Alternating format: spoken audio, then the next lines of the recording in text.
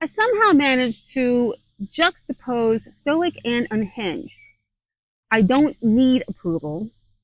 I don't water myself down for others.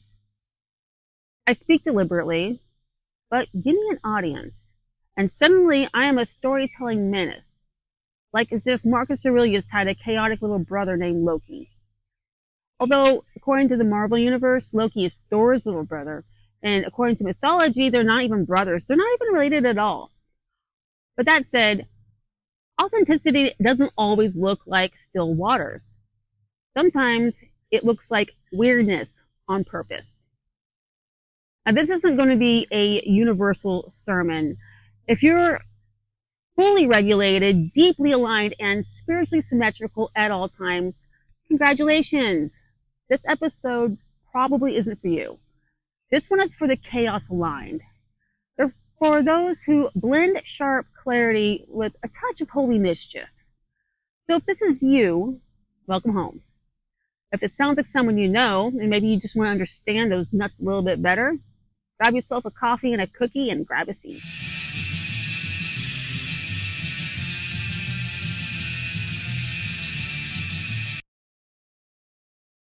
I'm Nikki Graham. Thank you for tuning in to Cosmic Coffee. I'm going to confess something. I hold my sovereignty very dear until I have an audience to fuck with. Now, imagine you're in a place, and I'm going to refer to this place or this setting as the temple throughout this episode, so there's no confusion. Now, this place, what I have in mind is either like work or home, somewhere that you frequent, you're fairly comfortable in, but, you know, it just airs stagnation from time to time. And, yeah, you could stay in this situation like a stoic sculpture with a fresh license to chill card. I had one, and if you're my age or older, you get that reference, please drop a comment below. I'm old and I see you. Anyways, but yeah, no, I mean, you could, but the trickster comes in. One moment you're the truth teller in the temple, and the next you're Hermes in boots, shining cracks in all the illusions and all the nooks and crannies.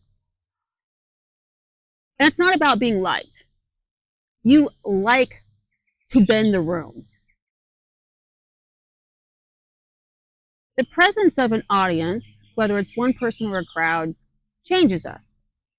Psychologically, this is known as the audience effect, a branch of social facilitation theory that suggests that we behave differently when there's someone around watching us. Big theory that is, genius, really. Like, it's not something we've all just experienced or watched. Social facilitation theory. What's it supposed to sound like when I wrote that? I gotta laugh at myself. Anyways, it's just a big duh. So, sometimes we're more inhibited, and other times something wilder emerges. The attention of others is a form of energy, and some people freeze under it, but to the trickster, this acts like a spark on dry kindling. Suddenly, your speech becomes more elaborate, your stories become wilder, and it's not unauthentic. It's just that a part of you gets summoned in the spotlight. The trickster plays the part not just for fun, but for control. It's a way of disrupting predictability and remain sovereign in a place that might otherwise demand conformity. So you're being watched, and the expectation is one thing, but quantumly speaking, you swerve out of the line of predictability, and that is delightful temple disruption. Sometimes when we're feeling seen, it stirs vulnerability. And instead of showing the soft underbelly, the trickster leaps out instead, therefore deflecting intimacy in the form of mischief or myth.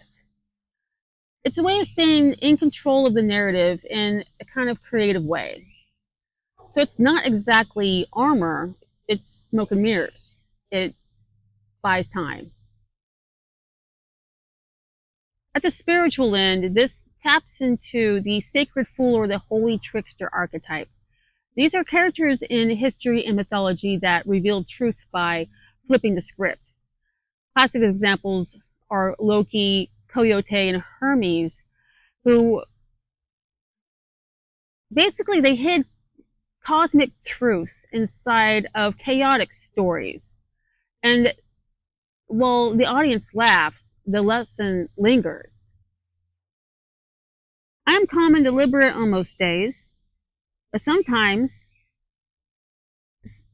something stirs in me when I'm being watched. Like there's this ancient gesture inside of me that just gets excited to leap out.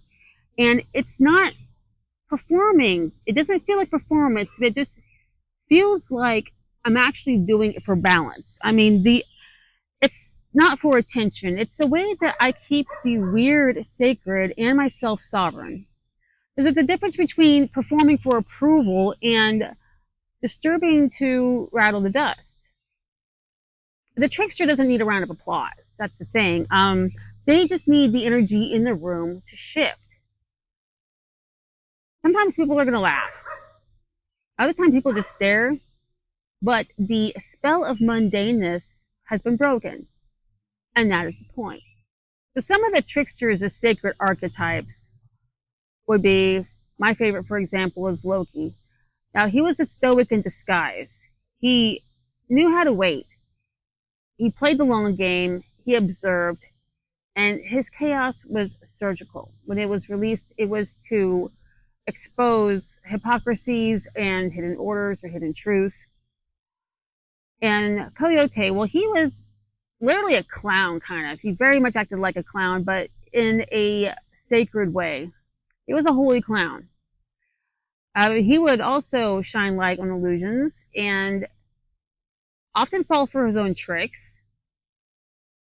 He wasn't immune to his own trickery. And when he guided people to truth, there was always confusion and mayhem along the way. But the lessons revealed had the most impact. Now, Hermes, it wasn't exactly stoic in nature. However, his mischief wasn't just for the sake of mischief. It was skill and precision by different methods, but by the same purpose behind Loki and Coyote's mischief. He illuminated cracks in the ordinary world, in the ordinary systems that we take for granted. And trickery was his scalpel. What all three of them have in common is that they disrupt to wake people up. They carry the burden of insight, and they refuse to carry it quietly. And maybe you felt it too, that paradox in your own nature. Part of you wants to just keep it cool, and the other part of you wants to push the shiny red button in the middle of the room everyone's leaning back from, just to see if it does what everyone's fearing. When you step into a space and the trickster comes out, whether it's through laughter, absurdity, or cryptic language, or just sudden behavior reversal, it's not random. It serves as a function. It breaks illusions.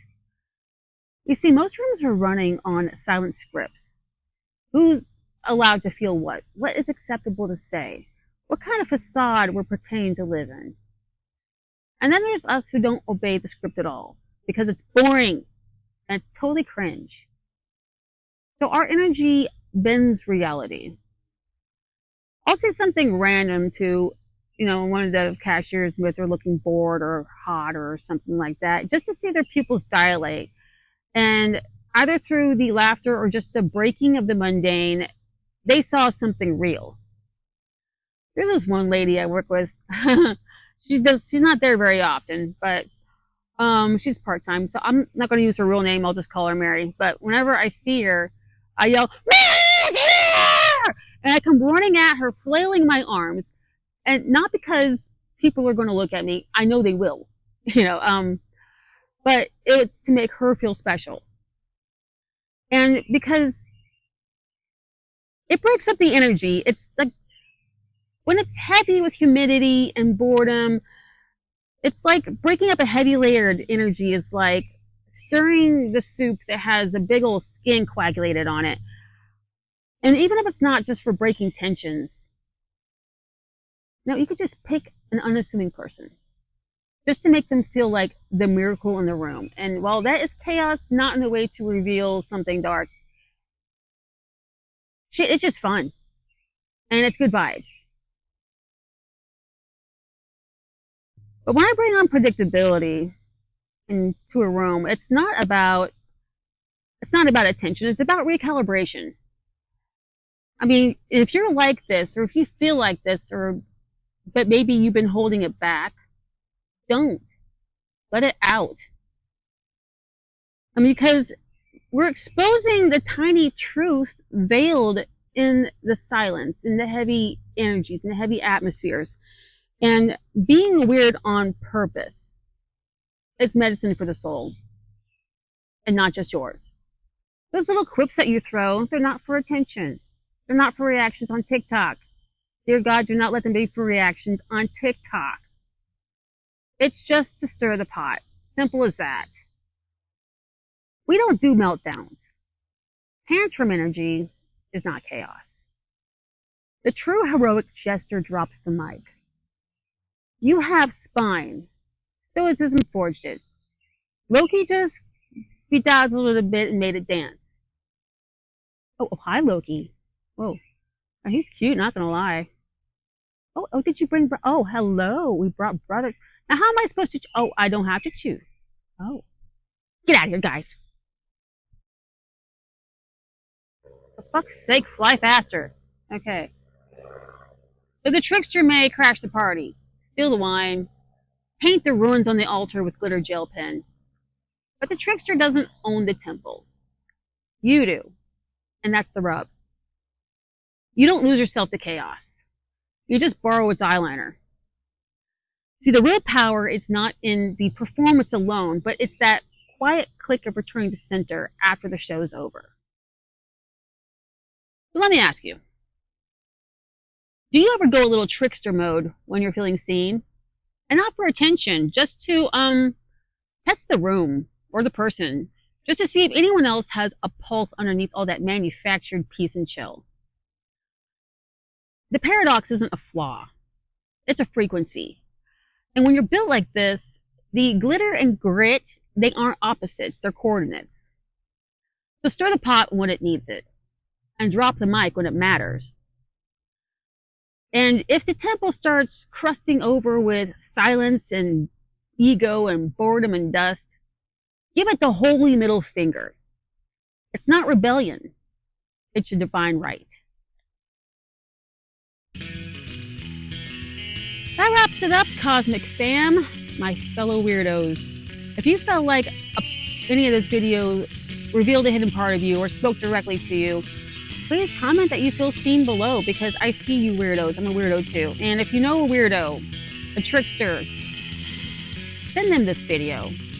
Now, our roles in the cosmos come with a lonely road, so it's good to know that we're really not alone out there. Thank you to all the subscribers, anyone who's been interacting. I really, really super appreciate you. And I will see you guys next time. Stay weird.